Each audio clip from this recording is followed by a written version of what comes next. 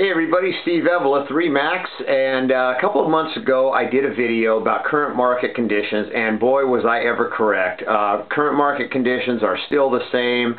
It's even escalated, multiple offer situations. It's insane to try to get a home right now in the open market. The entry level, even in the mid and higher end level price ranges, things are still moving really quickly. Multiple offers in most cases on everything that's priced right. RE/MAX came out with a list on 20 tips on how to better get your offer accepted in multiple offer situations in the current market.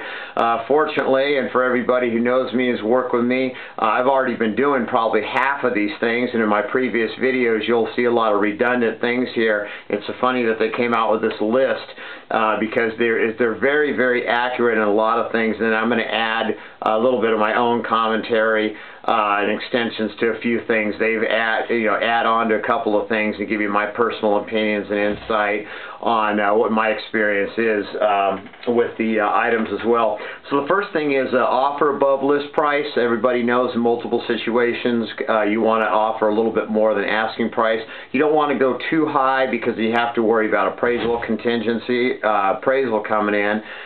So if the appraisal comes in too low and you went too high, you have to do a purchase price adjustment, or the seller does not have to sell the home. You can cancel the contract. But we don't really want to get in that situation because you've got inspection money out, you've got appraisal, you have to pay for the appraisal outside of escrow, so you've got that going on. So you don't want to tie too much money up in the property doing your inspections and appraisal and then finding out it doesn't appraise. At the same time, one option you can do to better get your offer accepted is remove the appraisal contingency. And you know, now back in the mid-2000s, everybody was doing that. They were paying more than the house was worth. But there's a correction, in my opinion, on that. Is current market value is not necessarily a comp from a few months ago. Current market value is what you, the buyer, is willing to pay for the house today. That's current market value. Recently I had a property, I had it listed for $420. Buyer came in, they wanted to pay $420, loved the house. Well, guess what? The appraisal only came in at $390. Now, as far as I'm concerned, that buyer was more than willing to pay that $420 and wanted the house. However, they didn't have the additional $30,000 to come in with that they would have had to come in with. It was an FHA loan. Long story short, we ended up giving them the property for $390. Now, on our second flip, another flip that we did here in Livermore, we had the buyer remove the appraisal contingency, so that wouldn't have happened. So that means the buyer does have to come in with extra if the home doesn't appraise. And you know, when listing agents and sellers are getting 5 to 10 offers on a home, and a couple of them have the appraisal contingency removed, that guarantees that the seller is going to get whatever the buyer wants to pay for that home. They're going to get that money. They're not going to have to worry about the appraisal. So that's one thing that you can do. However, some buyers are not comfortable doing that. They feel, hey, if the home only appraises for this amount, that's what the home is worth. The problem is the market has shot up so much faster than the comps have caught up. So something that has a comp for $400 today, buyers are willing to pay $410, $420, $430 for it because the comps from 2-3 months ago have not caught up yet. That's how fast the market's going up. So that's one thing you can consider. Buyer, write an emotional letter with a picture of your family stating why you love the home. Make it personal. You know, when the seller's looking at all the offers and they've got just a bunch of offers, a bunch of agents, buyer's agents, they're calling them and bugging them. If they've got your offer with a nice little picture of the family stating why you love the house, a little bit about you, gives a little personal touch to it, that's an idea.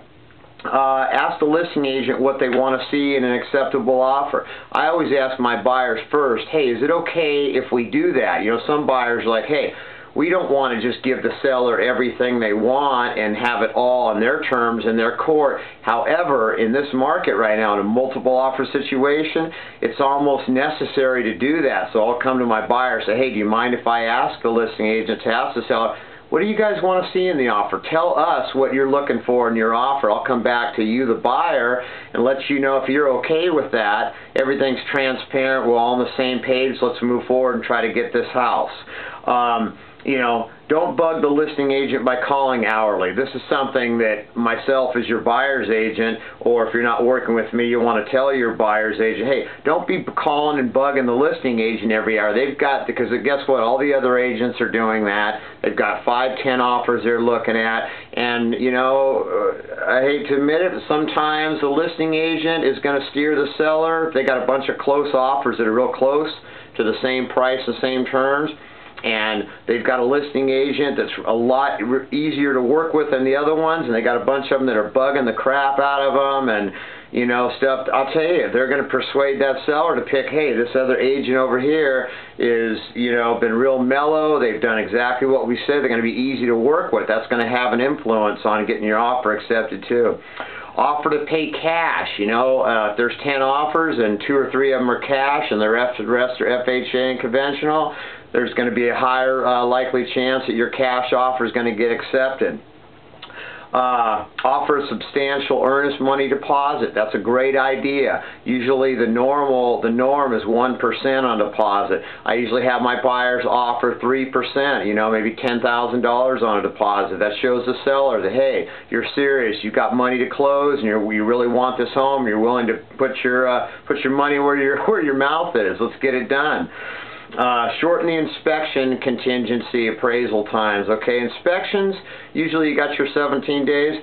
There's no reason why, if your agent's not on it, you can't get those inspections done and approved and looked at and signed off on within 10 days. You know, once you get in contract, boom, your agent should be ordering those inspections.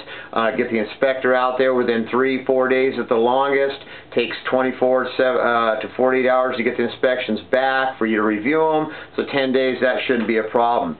Waive the appraisal contingency. We already talked about that. That's a touchy subject. You can call me. You can get some extra, more advice on that. That's a personal thing. How bad do you want the property? How much extra money do you have in your bank that you want to fork out of pocket if it doesn't appraise? Stuff like that. So that's a sensitive issue there.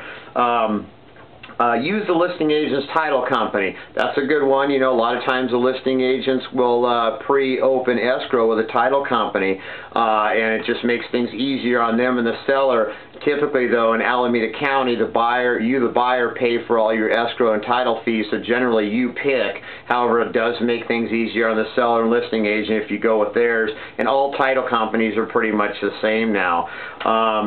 Don't ask the seller for any closing costs.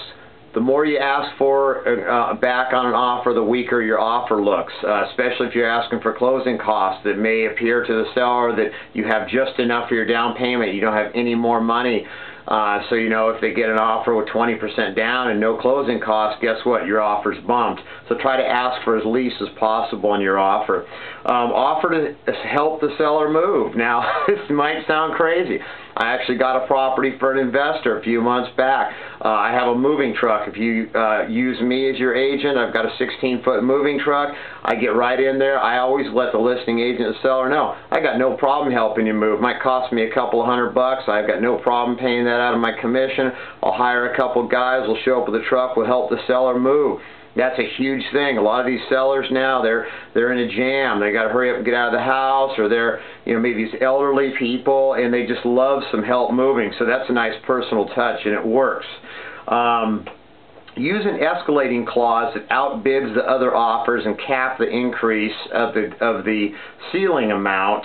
Now, what you can do on that is you can offer, with our offer, an addendum that states, you know, you, the buyer, is willing to pay, you know, $1,000 more than the highest offer up to a certain amount. It's called an escalating clause for your offer amount. And we can also ask to see a copy of the highest offer so we know that we're not paying too much and there actually is an offer of the amount they're saying that which we're going to pay a little bit more for. So that's a good idea. I don't use that a lot, but that has been used in the past, and it's one edge, one extra tool in the box we could use.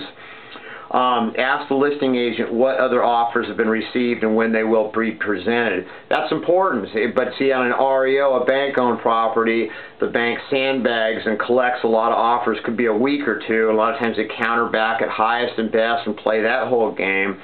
But if the listing is a seller, a private-owned listing, private seller listing, or an investor flip, I asked the listing agent, hey, when are you going to present the offers? Are you going to present them as received? Are you going to hold back? Are you playing little games, stuff like that? Because if I present a good offer, I'd like to get a reasonable response in a reasonable time, or a response in a reasonable time about, hey, is our offer going to get accepted? Are we going to get a counter? What's going on? We don't want to be all hung up on one property, and we might be missing out on other ones because a listing agent or the seller's playing games and sandbagging and holding out.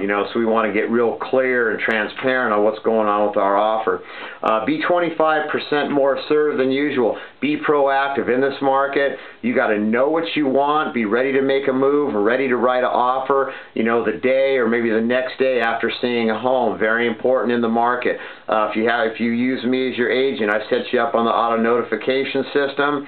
Boom, the new listings come on, they go right to your email. As soon as one comes up that you want to see, you call me up, we go see it that day. I eat, sleep, and breathe real estate. I'm always available. I can show you homes within a couple-hour notice, usually 7 days a week. And you got to have an agent that's on top of it like that in this market. And that's another final helpful tool there. So, hope you guys have enjoyed this video. I think my battery's almost dead, and I think I had a little too much caffeine this morning. But I hope that was clear for you and helpful for you. If you have any questions, definitely give me a call. I'm always available to help. Have a great day. Thanks.